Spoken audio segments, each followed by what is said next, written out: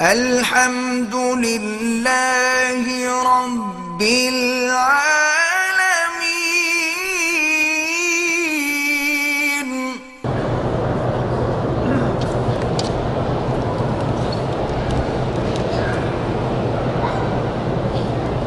میری ہمشیرہ گھر میں والدہ اور بہن اور پھوپھی کو کھڑی تراویح پڑھاتی ہیں، کوئی عرض نہیں، ٹھیک ہے۔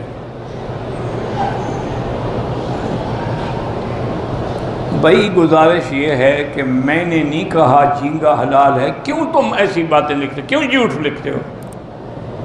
میں نے فتویٰ دیا، میں نے آپ سے کہا کہ میں نے علماء بنگال سے پوچھا تو انہوں نے کہا کہ یہ مچھلی کی قسمیں حلال ہے، اور جن کا تم حوالہ دے رہے ہو نا، جن سے میں نے پوچھا تھا وہ ان کے استادوں سے بھی بڑے عالم ہیں، ایسی باتیں لکھ دیتے آپ نے یہ کہا اور آپ نے یہ کہا، آپ نے یہ کیا کہا، میں جا کے غور سے سنو۔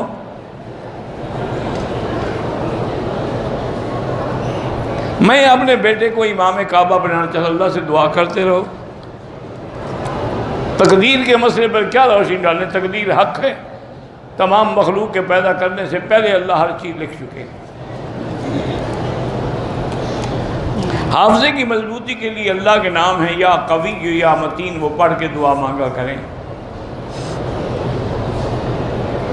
ایک طواف کے بعد افضل یہ ہے کہ 2 رکعت پڑھ کے پھر دوسرا شروع کریں، لیکن اگر دوسرا اسی وقت شروع کر دیں وہ بھی جائز ہے۔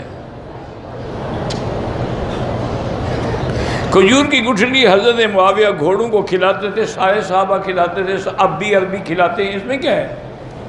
آپ کو کیا تکلیف ہے؟ آپ کے باغ کی گٹھلیاں تھیں۔ غصہ آتا ہے ابھی ایک ایسی چیز کہ اس کی گٹھلیاں اس وقت تک بھی کھلائی جاتی ہیں۔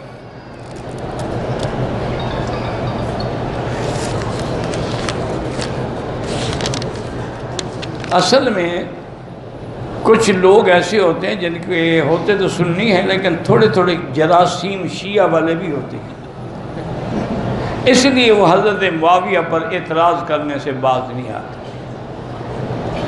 حالانکہ یہ نہیں سمجھتے کہ حضرت معاویہ جلیل القدر صحابی ہے، یہ نہیں سمجھتے کہ حضرت معاویہ کاتب الوحی ہے، اللہ کے وحی کے لکھنے والا، جس کو اللہ کے نبی نے اتنی امانت والا پایا کہ وہ وحی لکھتے تھے۔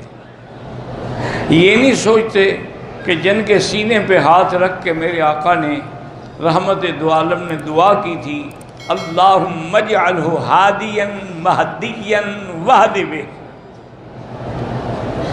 اسی طرح آپ نے دعا مانگی تھی، معاویہ میں نے تیرے لیے دعا کی ہے، اللہم علمہ الکتاب والحساب وقہ العذاب، یا اللہ میرے معاویہ کو قرآن کا بھی علم دے، حساب کا بھی، اور عذاب سے بھی بچانا۔ اتنے شان والے صحابی کے بارے میں باتیں کرتے رہتے ہیں، اور جی یزید کو اس نے تخت پہ بٹھا دیا، اس نے جمہوریت کو ملوکیت میں بدل ڈالا، یہ ایسے باتیں کرتے ہیں۔